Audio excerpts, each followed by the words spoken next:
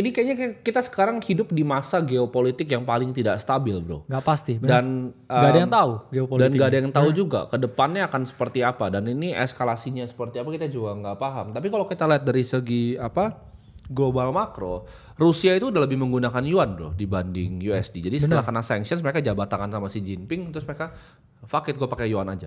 Dan di sini ini bisa jadi perubahan, bro. Dan ini era-era yang gue lihat itu mirip seperti kejatuhannya Belanda dan kejatuhannya Inggris. Di akhir-akhir tuh udah nggak dipakai, bro. Mata uangnya. Mata uangnya untuk trade global yang sangat besar. Contohnya seperti minyak. Benar.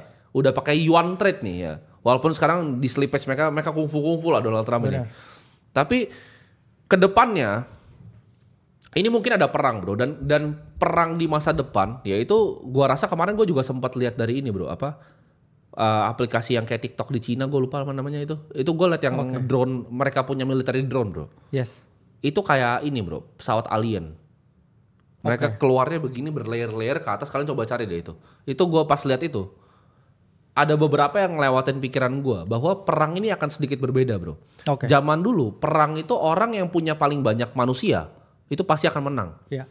Dan gua rasa pesawat di kedepannya itu tidak akan ada manusianya lagi. Jadi mereka udah nggak tergantung sama G-force lagi. Jadi nggak ada badannya di situ. Dan ini akan merubah dinamika. Contoh misalnya, orang bilang Singapura sama Malaysia. Kalau zaman dulu perang ya Singapura sama Malaysia, orang pasti pilih Malaysia. Zaman sekarang belum tentu, bro. Kalau Singapura tuh punya paling banyak capital, dia bisa beli drone paling banyak. Ya.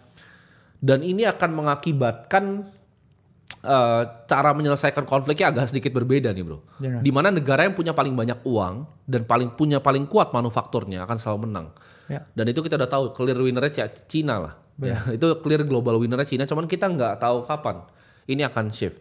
Dan kalau kita lihat sekarang, bro, orang tuh kayaknya lagi pada takut.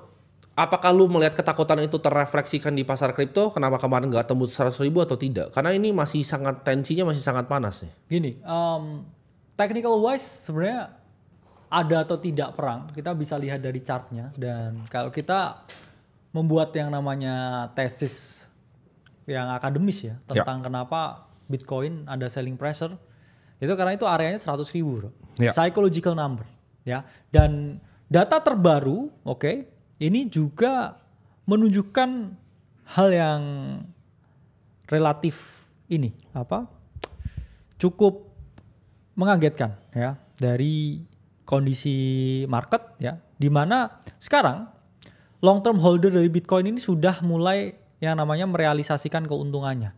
Ini yang terjadi sekarang. Ya. Jadi long term holder yang punya Bitcoin dari 2013 ya 2018 sekarang ini udah trimming posisi, trimming barang.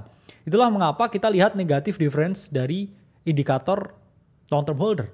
Ini menunjukkan apa? Orang yang udah beli Bitcoin lama ini udah mulai jual. Mereka melakukan yang namanya distribusi, tapi ya ketika negative difference ini terjadi, ini biasanya juga selalu mark the bottom. Ya.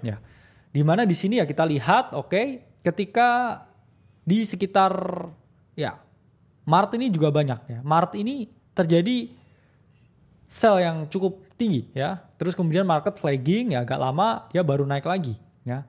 Terus ini juga sama ya, udah mulai terjadi lagi dari Januari 2021. Jadi long term holder sekarang udah mulai merealisasikan keuntungan ya, seperti yang diungkapkan Bro Timothy tadi. Ya mungkin mereka juga takut perang. Ya. Mungkin ini 100.000 top nih. Tapi kemarin ini yang menarik, bro, wallet lama dari sekitar mungkin 8-7 tahun lalu, bro. Mulai itu aktif. Banyak yang mulai aktif. Yes. Tapi di areanya justru di 90 ribuan.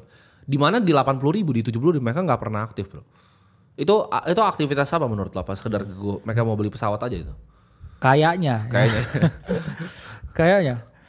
mau beli pesawat aja ya. Karena tapi mereka jualnya kecil porsinya. Kecil. Gerakin ke exchange-nya kecil. Cuman maksudnya mulai gerak nih, karena mereka 2021 nggak gerak sama sekali loh. Ada wallet yang banyak yang nggak gerak 2021 sama sekali nggak gerak. Tapi ketika Bitcoin di 90 ribu mereka mulai aktif nih, cek. Ya itu yang saya bilang ya, area psikologisnya memang 100 ribu ini sangat berat. Kalau di Indonesia belum sampai ya, di Indonesia mungkin angka psikologisnya 2 miliar ya, berarti harus ya antara sekitar 150 ribu plus baru orang Bitcoin mencapai 2 miliar. Di sini baru FOMO. Dan mungkin itu cycle top ya. Itu ngeri-ngeri sedep ya, makanya yang edukasi juga ngeri ya bro ya.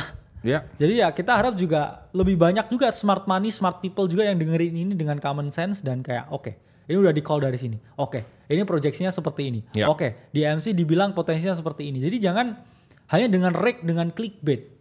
Karena negara ini seperti itu, bro. Oh, negara clickbait. Karena negara gini, clickbait. Oh, Aceh, misal Aceh margin call.